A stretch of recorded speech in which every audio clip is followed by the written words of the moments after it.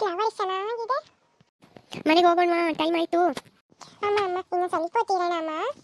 ಹ್ಞೂನಮ್ಮ ಇನ್ನು ಸ್ವಲ್ಪ ಹೊತ್ತಿರೋಣ. ಇಲ್ಲ ಕಣ ಪಾಪು, ನನಗೆ ಮನೇಲಿ ಕೆಲಸ ಇದೆ, ಹೋಗೋಣ, ನಾಳೆ ಬರೋಣ. ಅಮ್ಮ ಅಮ್ಮ ಈ ಹೂವಿನ ಹೆಸರೇನಮ್ಮ? ಈ ಹೂವಿನ ಹೆಸರು ಸೂರ್ಯಕಾಂತಿ ಅಂತ. ಇದು ಸೂರ್ಯ ಯಾವ ದಿಕ್ಕಲ್ಲಿರ್ತಾನೋ ಆ ಕಡೆನೇ ತಿರ್ಕೊಂಡಿರುತ್ತೆ. ಪಾಪು ನೀನು ಸುಮ್ಮನೆ ನಿಂತ್ಕೊಳಕ್ಕಾಗಲ್ವಾ? ಹಾಗೆಲ್ಲ ಜಂಪ್ ಮಾಡ್ತಾರಾ? ನಡೀರಿ ಇವಾಗ ಮನೆಗೆ ಹೋಗೋಣ. ನನಗೆ ಮನೆಗೆ ಬರೋಕ್ಕೆ ಇಷ್ಟ ಇಲ್ಲ. ಸರಿ, ಇಲ್ಲ ಆಟ ಆಡ್ತಾ ಇರಿ, ನಾನು ತಿನ್ನೋಕೆ ಏನಾದರೂ ಮಾಡಿಬಿಟ್ಟು ನಿಮ್ಮನ್ನು ಕರಿತೀನಿ. ಸರಿನಮ್ಮ. ಅದ್ಯಾ ನೀನು ಒಳಗೆ ಹೋಗು, ನಾನು ನನ್ನ ಫ್ರೆಂಡ್ ಜೊತೆ ಸ್ವಲ್ಪ ಹೊತ್ತು ಆಟ ಆಡ್ಕೊಂಡು ಬರ್ತೀನಿ.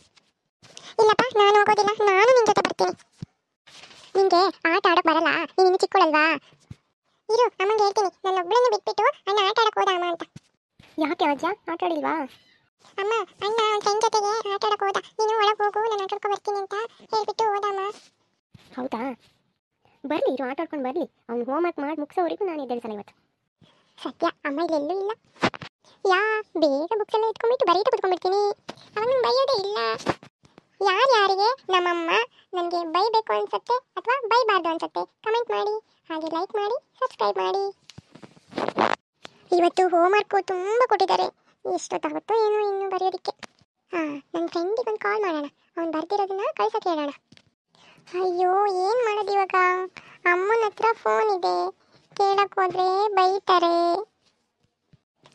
ನನಗೊಂದು ಐಡಿಯಾ ಬಂತು ಇವಾಗ. ಫ್ರೆಂಡ್ಸ್, ನನ್ನ ಹೋಮ್ವರ್ಕಿಗೆ ನೀವು ಹೆಲ್ಪ್ ಮಾಡ್ತೀರಾ ಅನ್ನೋದಾದರೆ ಕಮೆಂಟ್ ಮಾಡಿ.